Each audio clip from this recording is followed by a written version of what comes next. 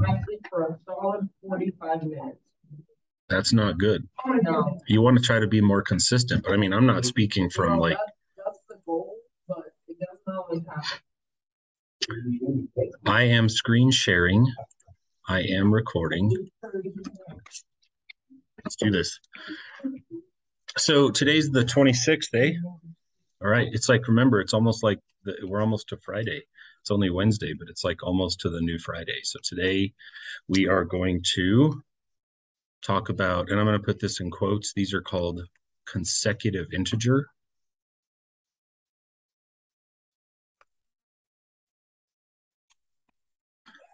problems. And just so we can get this out of the way, because I don't want anyone to get hung up today on vocabulary, what does the word consecutive mean? No. Did you just say government? You did, didn't you? Go- Is that even? Bryce, you got something less zany to say than that? Yeah, one after another in a row. So, like, if we talk about like consecutive days of the week, we talk about Monday, then Tuesday, then Wednesday. If we talk about consecutive integers, we're talking about integers that lie consecutive to one another, like 4, 5, and 6.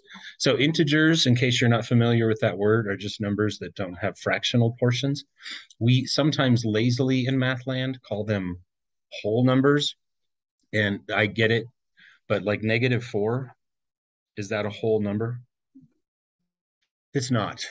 To be a whole number, you have to be the numbers that don't have fractions, but you have to start at 0 and work up.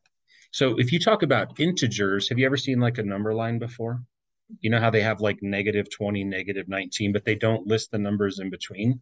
Those are called integers. They're numbers that don't have fractional parts. If you cut off the negative ones and just start at 0, 1, 2, those technically are called the whole numbers. So I just want to get that vocabulary out of the way. Integers, don't expect any fractions today. We'll be getting those nice answers like -15, -16, 31, 37, stuff like that. So if you get any fractions, you did something wrong. So consecutive means in a row. Integers means no fractions, no decimals. And again, you like to call them whole numbers, but they're only called whole if they're not negative. Got it? All right.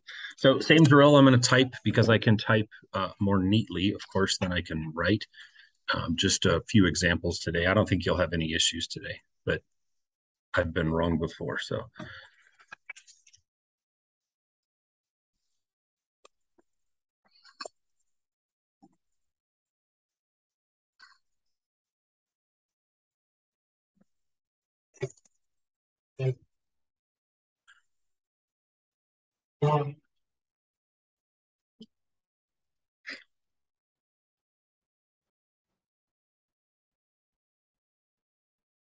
is that font size big enough for you?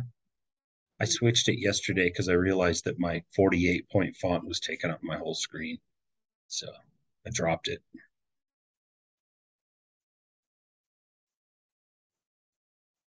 You know, 2 weeks ago or so when we started word problems, I asked you the same question. Could a motivated fifth grader, if they knew the vocabulary, could a motivated fifth grader answer this question knowing nothing about algebra? Yeah. Totally. Little Charlie could just guess, say, like, oh, maybe the first number is like 35. And then he and his friends could go, okay, 35, then after 35 is 36. And then after 36 is 37. And little Charlie and little Sally could add those together and go, it didn't equal 138. But they could certainly problem solve their way into finding the numbers. So I'm just throwing that out there again as I'm running interference. Don't do that. Let the algebra run its course. And it'll be peaceful. It should take just a few minutes per problem. There are 12 problems on this worksheet. So assuming this doesn't take too long, you should be in good shape. So we're going to follow the 4-step process. That's never going to be something that I veer away from. So generally speaking, what we're going to do in all of these consecutive integer problems is we're going to let x equal the first integer. And you can put integer or you could put number if you wanted to. But again, I just want you to be familiar with that vocabulary, what an integer is. So having taught this lesson for many, many years, I ask this question and I'll just wait. Sometimes it takes 5 seconds. Sometimes it takes 3 minutes. What comes after X? Whatever number.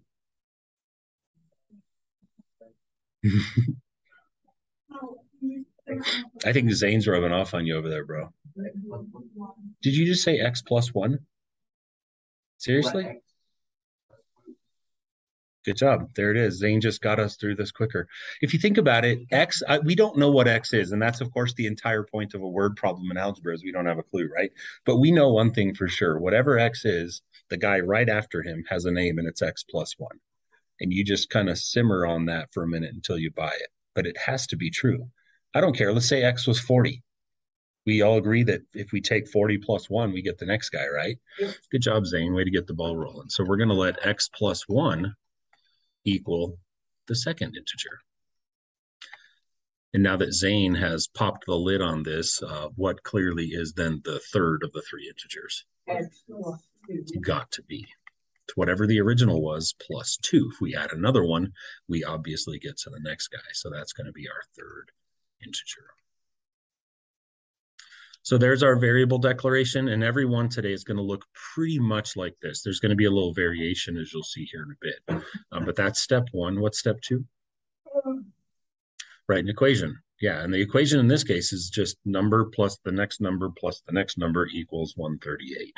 So we're going to go through and say first integer plus second integer plus third integer equals 138.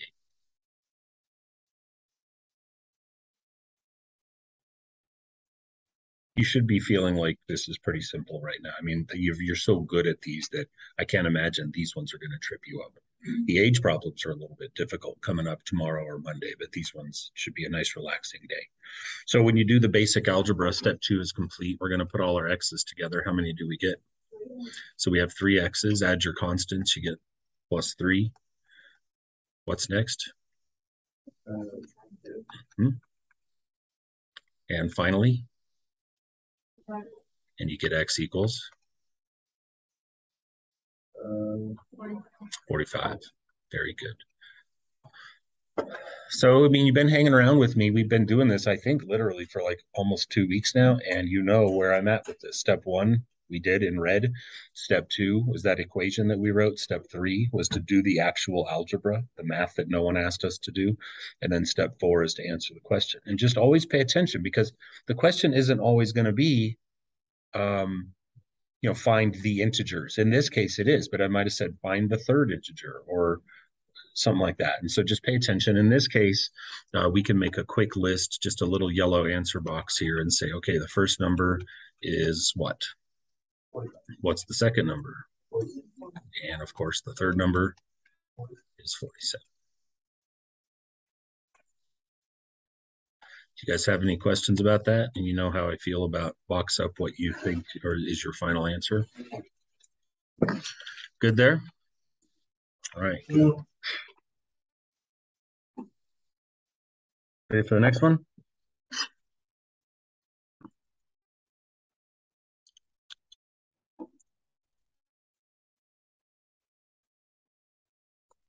Ooh, better capitalize. I don't want an English teacher to catch me not capitalizing. There we go.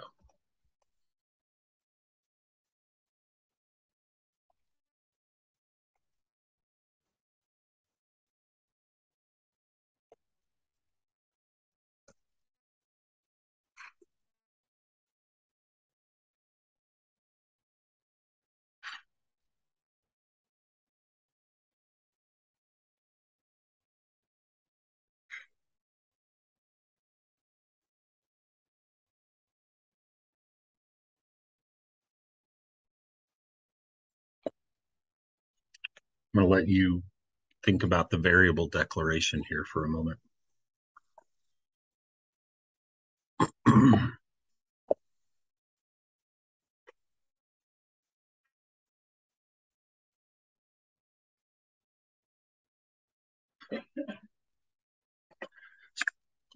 The first step isn't going to change, no matter how these problems look throughout the day. Nothing to it, right? So we're going to let x equal The first.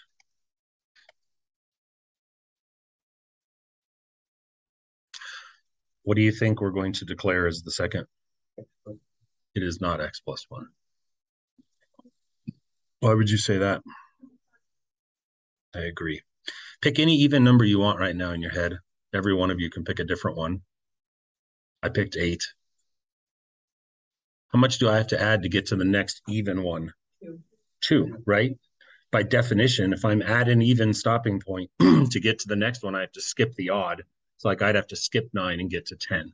If your number was 24, you have to get plus 2 to get to 26. And so this time when we declare our variables, the first one will still be x, but the second one is going to be x plus 2. And that's going to be our second.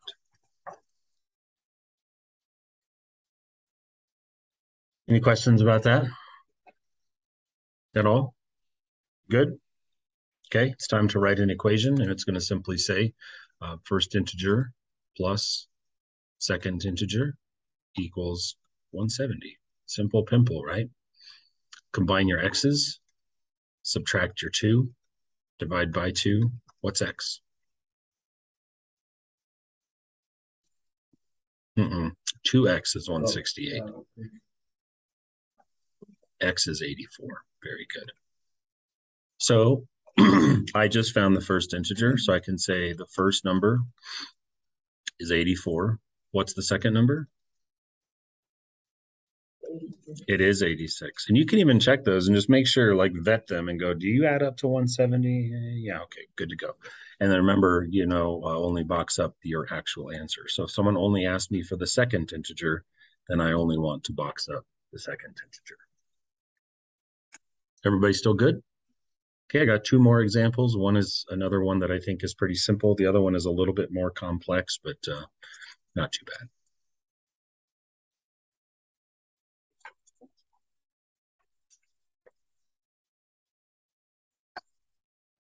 Oh, I did it again. You little turkey. Yeah, take that.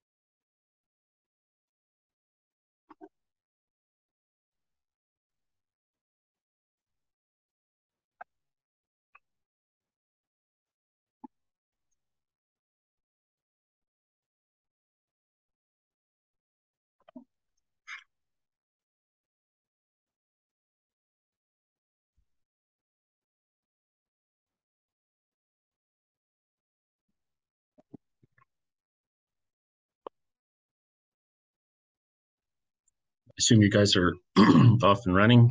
What did we let x equal? First. Very good.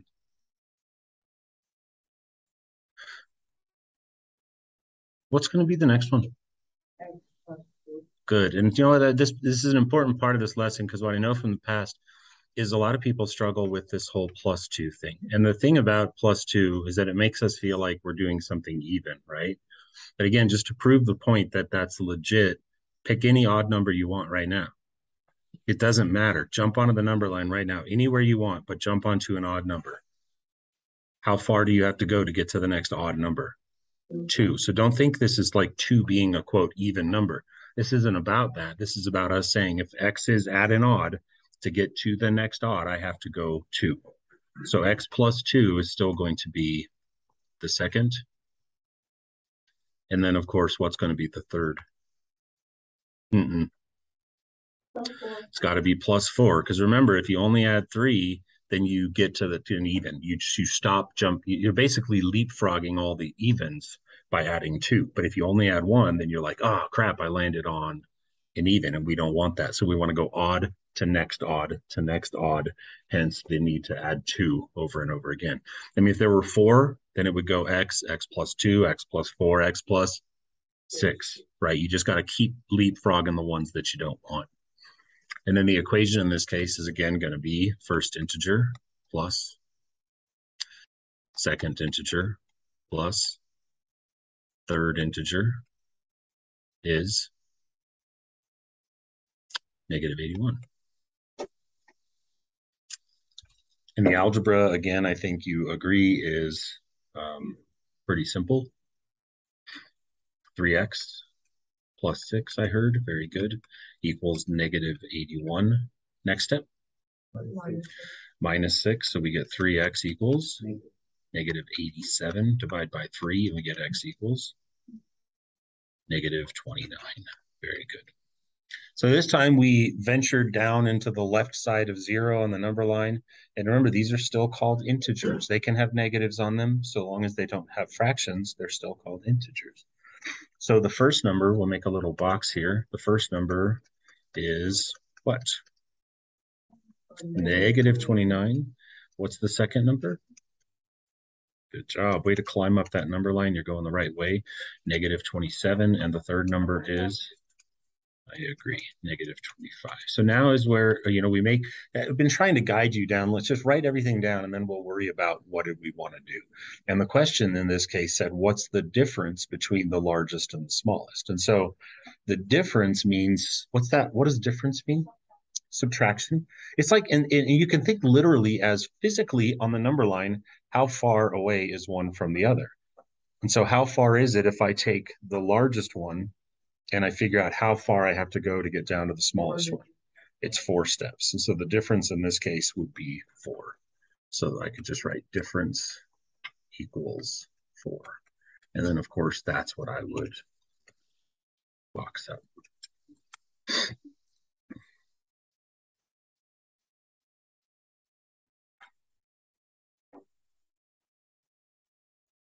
I have one more. You guys agree this is pretty simple? Okay, one more, and then I'll give you tons of work time here today.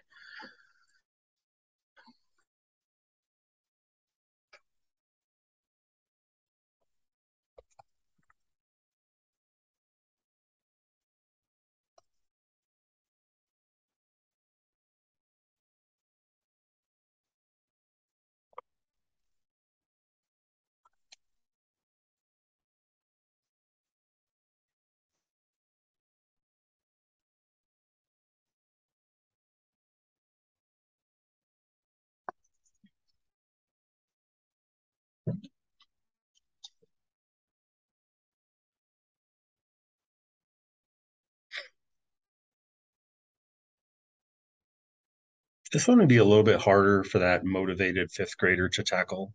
They could still do it, but it would take a lot more elbow grease, so to speak. First step isn't going to change. We were looking for 3 consecutive odds. And so we know how to declare these. We're going to start with let x equal the first.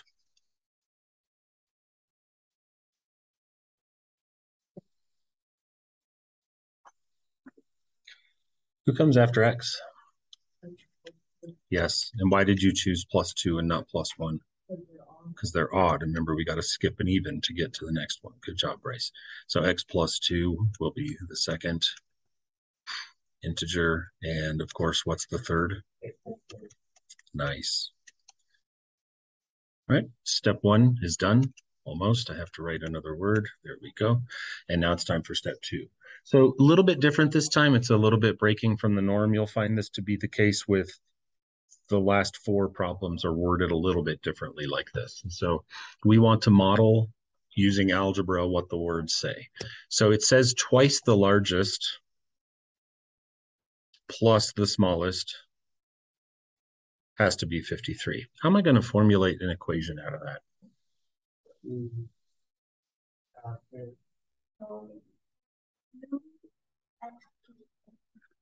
You missing anything there? Yes. So twice the largest.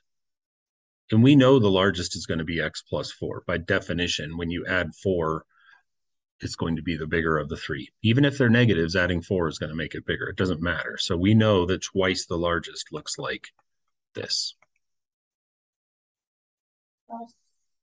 Plus the smallest, which we know by definition is x, equals.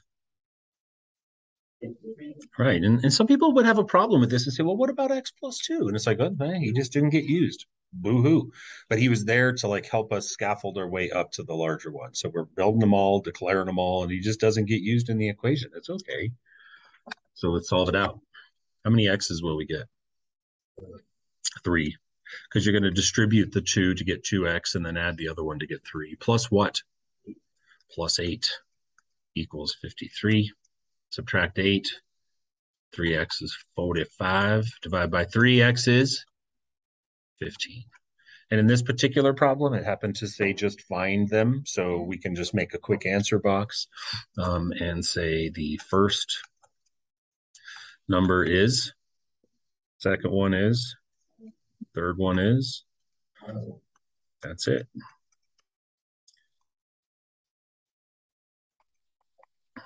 Put a box around that since we were asked to find all 3. And you can check it for yourself. It's always a good idea. So like right now, if you took the larger number, who we now know is 19, we got him. What is twice 19? 38. 2 sets of 19 make 38, and then go back and add the small guy, 15. And you're like, hey, it really works. I got 53. So that's it for today. I'll hand you your worksheet and see if we can get this done. Let's see. Stop screen share. Uh-oh. Oh, stop